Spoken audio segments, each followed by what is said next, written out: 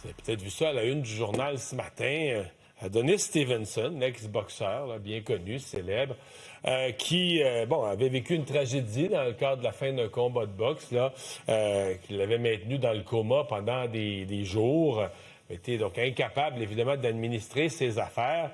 Et, maintenant, il s'en prend à la CIBC. C'est qu'il considère que son ex-conjoint, parce qu'il n'est plus avec elle aujourd'hui, aurait abusé, là, été administratrice de ses biens, mais aurait profité de l'accès à ses comptes de banque pour sortir de l'argent, pour des biens de luxe, des voyages, même un véhicule là, que Simone Gaude se serait procuré. On en discute immédiatement avec Antoine Chaume-Legault, conseiller en gestion de patrimoine. Bonjour.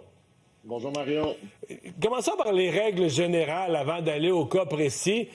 Qu'est-ce qu'on dit là, en matière d'inaptitude soudaine pour une personne plutôt jeune qui n'a pas de mandat d'inaptitude de rempli? Qu'est-ce qui arrive le lendemain, par exemple, qui tombe dans le coma? En fait, il y a un processus qui s'installe et puis il faut aller chercher des approbations pour pouvoir, après ça, s'occuper de la personne en tutelle. La réalité, nous, ce qu'on recommande à titre de planificateur financier, c'est de toujours, surtout quand tu commences à avoir des biens de certaine envergure, c'est extrêmement important de planifier. Puis cet exemple-là d'Adonis Stevenson, c'est un exemple classique de planification, disons, où il y a eu des lacunes et qu'il y aurait eu des pare-feux potentiellement qu'on aurait pu mettre en place, qui auraient pu éviter, en fait, de telles situations comme ça. Ouais.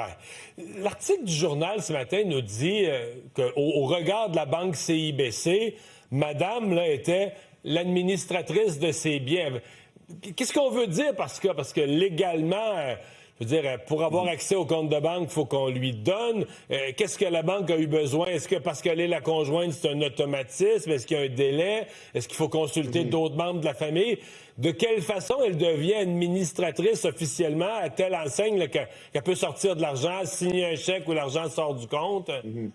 Ma compréhension, c'est sûr que il y a beaucoup de choses qui sont confidentielles. Ma compréhension, pour avoir travaillé dans le milieu bancaire, c'est que probablement Adonis avait soit un compte conjoint ou sinon avait donné l'autorisation à l'institution financière que madame puisse s'occuper de gérer le compte en son nom. Donc, on appelle ça généralement des procurations limitées.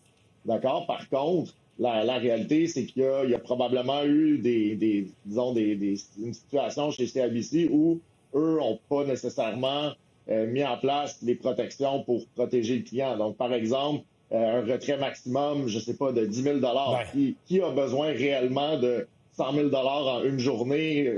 C'est un peu bizarre déjà. Donc, tu sais, il faut, en fait, dans des situations comme ça, s'assurer de paramétrer puis d'avoir un peu certains niveaux de protection, dont un maximum de retrait, par exemple, par jour, par semaine, par mois. Potentiellement avoir 2 signatures pour un retrait. Ça peut arriver, un retrait de 50 000 pour surtout quelqu'un qui a beaucoup de sous comme ça. Par contre, il y a 2 signatures, par exemple, 2 signataires. Un autre élément qui aurait pu être intéressant pour lui, c'est d'avoir une tierce partie qui n'est pas impliquée dans la famille. Donc, par exemple, on gère certains dossiers en ce moment. C'est le comptable qui est indépendant et qui est externe, qui signe tous les documents. Donc qui regarde si c'est raisonnable. Là. Exactement. Parce que mon impression à moi, c'est que, je sais pas, moi, on me désigne, là, un ami a un accident, il m'a désigné pour administrer ses affaires. Tu sais, je vais payer le compte d'hydro. Tu sais, je vais faire, comme on dit, la petite routine. Mais, tu sais, j'irai pas y acheter un chalet sur la Côte-Nord si je sais pas s'il en veut un. Non, mais tu comprends? On a l'impression que tu vas pas faire des grosses dépenses, des gros investissements, tu vas juste administrer la routine, de sortir les petites sommes qui font qu'il n'y a pas de trouble, et que les comptes sont payés, puis que les huissiers partent pas après dans ces dossiers. Vous comprenez? Il y a comme une marge. Est-ce que la CIBC a manqué de ce point de vue-là lorsque des dépenses beaucoup plus considérables étaient engagées pour quelqu'un qui était dans le coma ou qui était en inaptitude?